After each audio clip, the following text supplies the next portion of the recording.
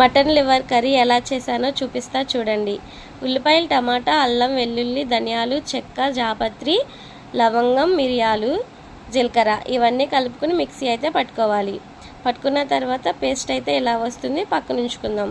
ఇప్పుడు mutton లివర్ని clean చేసుకుని పక్కన ఉంచుకోవాలి. ఫస్ట్ స్టవ్ వెలిగించి పెనం పెట్టి ఆయిల్ అయితే వేసుకోవాలి. ఆయిల్ హీట్ అయిన తర్వాత మనం ముందే మిక్సీ పట్టుకుని ఉంచుకున్న పేస్ట్ అయితే వేసుకోవాలి. పేస్ట్ ఫ్రై అయిన తర్వాత కరివేపాకు అయితే యాడ్ చేసుకుందాం. ఇలా 10 మినిట్స్ ఫ్రై అయిన తర్వాత మన టేస్ట్కి సరిపడినట్టు సాల్ట్ అయితే యాడ్ చేసుకోవాలి. సాల్ట్ యాడ్ చేసుకున్న తర్వాత పసుపు అయితే వేసుకోవాలి. తర్వాత కారం, ఇవన్నీ కలుపుకొని ఒక 10 మినిట్స్ అయితే ఫ్రై అవనివ్వాలి. మనం మటన్ లివర్ని ముందే కడిగి ఉంచుకున్నాం కదా, అవి మొత్తం యాడ్ చేసేద్దాం.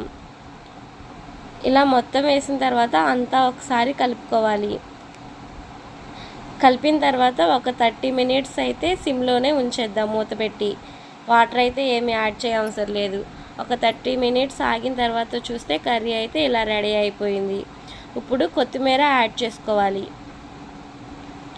కొత్తిమీర యాడ్ చేసిన తర్వాత మూత పెట్టి ఇంకొక 10 మినిట్స్ అయితే మగ్గనిస్తే easy and tasty mutton liver curry అయితే రెడీ.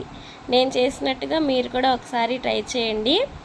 ఎలా వచ్చిందో కామెంట్ చేయండి. ఈ వీడియో నచ్చితే లైక్ చేయండి, మీ ఫ్రెండ్స్కి షేర్ చేయండి. మరిన్ని వీడియోస్ నా ఛానల్లో మీరు చూడాలి అనుకుంటే ఛానల్ని సబ్స్క్రైబ్ చేసుకోండి. బాయ్.